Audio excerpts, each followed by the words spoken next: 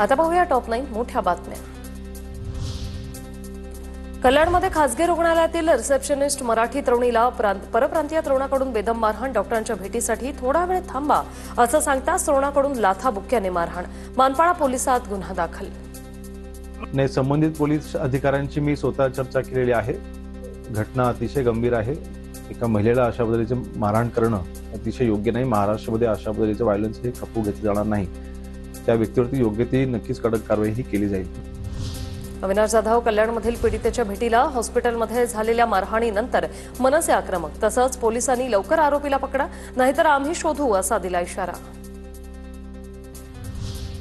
भारतीय हवाई दल सप्टेंबरपर्यंत MiG-21 लढाऊ विमानं टप्प्याटप्प्याने बंद करणार।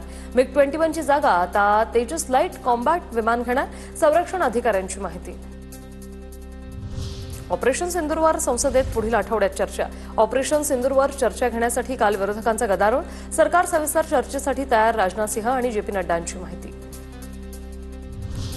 अभिनेता श्रेयस तळपदेला सर्वोच्च न्यायालयाचा दिलासा। हरियाणामधील एका मल्टी मार्केटिंग फर्मशी संबंधित फसवणूक आणि विश्वासघात प्रकरणात श्रेयसला अटकेपासून अंतरिम संरक्षण।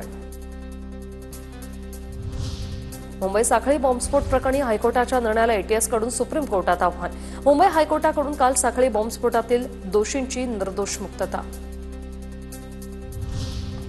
डागडुजी रखडल्याने कुंडमळा पूल कोसळला। चौकशी समितीच्या अहवालात ठपका। दुर्घटनाग्रस्त लोखंडी पूल हस्तांतरित न झाल्याने आणि पुलाच्या डागडुजीसाठी निधी उपलब्ध न झाल्याने पुलाची दुरुस्ती रखडल्याची बाब उघड। अहवाल राज्य सरकारकडे पाठवला। वैष्णवी अगवणेनंतर पिंपरी चिंचवडमध्ये आणखी एक हुंडाबळी। 1.5 वर्षाचं बाळ असलेल्या किरण दामोदरची गळफास घेत आत्महत्या।